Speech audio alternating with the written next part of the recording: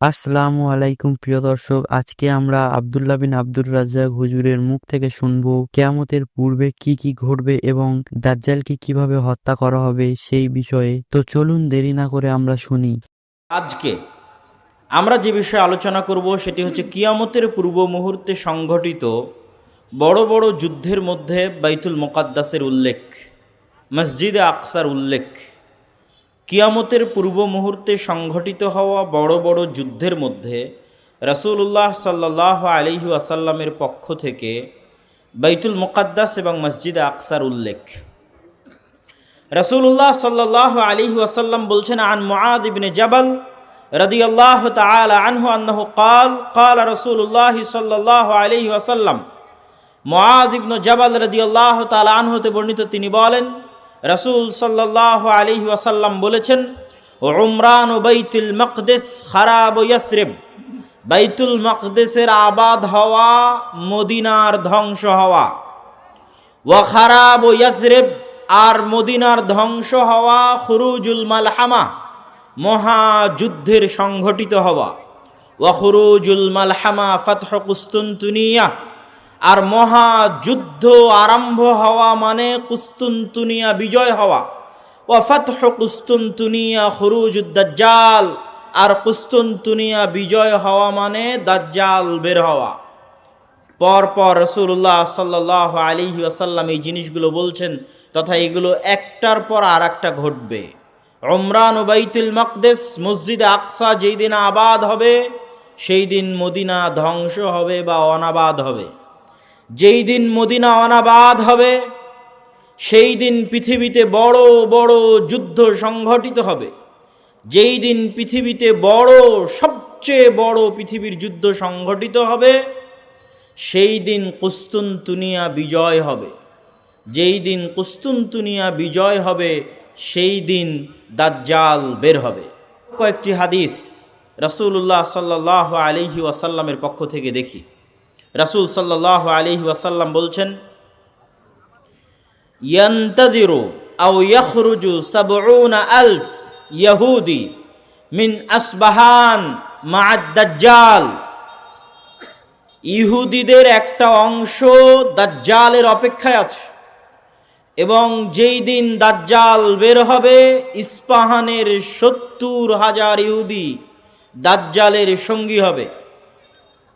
এবং ওই ৭০,০০০ ইহুদি এবং দাজ্জাল মিলে ইয়াকতুলু মাআল মুসলিমিন, মুসলমানদের বিরুদ্ধে যুদ্ধ করবে। যুদ্ধ করতে করতে এমন পরিবেশ তৈরি হবে যে ইয়াখতাবিউল ইয়াহুদ ওয়ারা আশ-শাজারা আও তাহতাল হাজার, ইহুদি আশ্রয় নিবে গাছের আড়ালে, পাথরের আড়ালে। আর পাথর এবং গাছ বলে উঠবে ইয়া মুসলিম।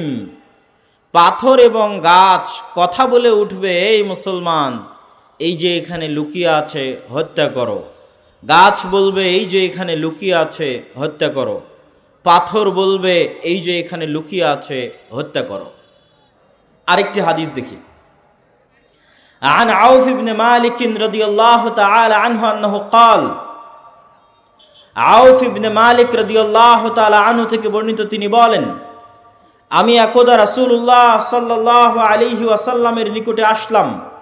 রাসূল সাল্লাল্লাহু আলাইহি ওয়াসাল্লাম আমাকে কিয়ামতের আলামত গণালেন, আমার হাতে গণালেন। তার মধ্যে একটি আলামত রাসূল সাল্লাল্লাহু আলাইহি ওয়াসাল্লাম বললেন, সায়াকুনু হুদনাতুন মা'আর রোম, ইয়ানি সাতাকুনু হুদনাতুন বাইনাল মুসলিমিনা ওয়ার রোম। রোমান খ্রিস্টানদের সাথে মুসলমানদের একটি চুক্তি হবে, আর রোমান খ্রিস্টানেরা এবং মুসলমানেরা চুক্তিবদ্ধ হয়ে তৃতীয় কমন শত্রুর বিরুদ্ধে যুদ্ধ করবে। তথা রোমান খ্রিস্টানদের শত্রু আর মুসলমানদের শত্রু এক। তৃতীয় কমন শত্রুর বিরুদ্ধে মুসলমানেরা যুদ্ধ করবে। এই যুদ্ধের রোমান খ্রিস্টান এবং মুসলমানেরা বিজয়ী হবে। বিজয়ী হওয়ার পর একজন খ্রিস্টান দাঁড়িয়ে বলবে যে আমরা আজকে বিজয়ী হয়েছি লিহাজা সলিব, এই ক্রুশের কারণে। গলায় ঝুলানো ক্রস দেখিয়ে বলবে এটার কারণে আজকে আমরা বিজয়ী হয়েছি। তখন একজন মুসলমানের আঁতে ঘা লাগবে, সে দাঁড়িয়ে উঠে তার ক্রসটা ভেঙে দিবে। যখন ভেঙে দিবে তখন রোমান এবং মুসলমানেরা পরস্পরের বিরুদ্ধে যুদ্ধ করার জন্য দাঁড়িয়ে যাবে। রোমান খ্রিস্টান এবং মুসলমানেরা, সেই যুদ্ধের বর্ণনা রাসূলুল্লাহ সাল্লাল্লাহু আলাইহি ওয়াসাল্লাম হাদিসে বিস্তারিত বর্ণনা করছেন। عن أبي هريرة رضي الله تعالى عنه أنه قال رسول الله صلى الله عليه وسلم আবু হুরায়রা রাদিয়াল্লাহু তাআলা আনহু থেকে বর্ণিত, তিনি বলেন রাসূল সাল্লাল্লাহু আলাইহি ওয়াসাল্লাম বলেছেন, লা তাকুমুস সাআহ, কিয়ামত ততদিন পর্যন্ত সংঘটিত হবে না, হাত্তা ইয়ানজিলার রোম বিল আ'মাক আও বিদ্দাবিক, যতক্ষণ না রোমান খ্রিস্টানেরা অবতীর্ণ না হচ্ছে সিরিয়ার আমাক এবং দাবেক নামক জায়গায়। বর্তমান সিরিয়ার হালব নগরী থেকে অনতি দূরে তুরস্ক এবং সিরিয়ার সীমান্তবর্তী অঞ্চলে, বর্তমান তুরস্কের সীমানা এবং বর্তমান সিরিয়ার সীমানা, এই সীমান্তবর্তী অঞ্চলের জায়গার নাম হচ্ছে আমাক এবং দাবেক, এখনো ওই নামেই আছে। এই আমাক এবং দাবেক জায়গায় যতক্ষণ না রোমান খ্রিস্টানেরা অবতীর্ণ না হবে মুসলমানদের বিরুদ্ধে, ফায়াখরুজু ইলাইহিম জাইশুম মিনাল মাদিনাহ, আর তাদের বিরুদ্ধে যুদ্ধ করার জন্য মদিনা মুনাওয়ারা থেকে মুসলমানদের একটি সেনাবাহিনী রওনা হবে। রাসূলুল্লাহ সাল্লাল্লাহু আলাইহি ওয়াসাল্লাম বলছেন, মদিনা মুনাওয়ারা থেকে বের হওয়া সেই মুজাহিদ বাহিনী খিয়ার ও আহলিল আরজ, তৎকালীন বিশ্বের সর্বোত্তম, সবচেয়ে শ্রেষ্ঠ, সবচেয়ে দামি, সবচেয়ে আল্লাহওয়ালা পরহেজগার মানুষ হবে। মদিনা মুনাওয়ারা থেকে ওই দিন যারা বের হবে যুদ্ধের জন্য, সিরিয়ার মাটিতে যুদ্ধ করার জন্য, রাসূলুল্লাহ সাল্লাল্লাহু আলাইহি সাল্লাম বলছেন খিয়ার ও আহলিল আরজ, তৎকালীন বিশ্বের সর্বশ্রেষ্ঠ আল্লাহওয়ালা পরহেজগার মানুষেরা সেই দিন মদিনা থেকে বের হবে, মদিনা মুনাওয়ারা থেকে বের হবে যুদ্ধের জন্য। যুদ্ধের কথা বর্ণনা করতে গিয়ে রাসূলুল্লাহ সাল্লাল্লাহু আলাইহি ওয়াসাল্লাম বলেন, ফায়ুকাতিলুহুম ফায়ানহাজিমু সুলুসুন লা ইয়াতুবুল্লাহ তাওবাতাহুম আবাদা, ওই দিন মুসলমানেরা 3 ভাগে বিভক্ত হয়ে যাবে।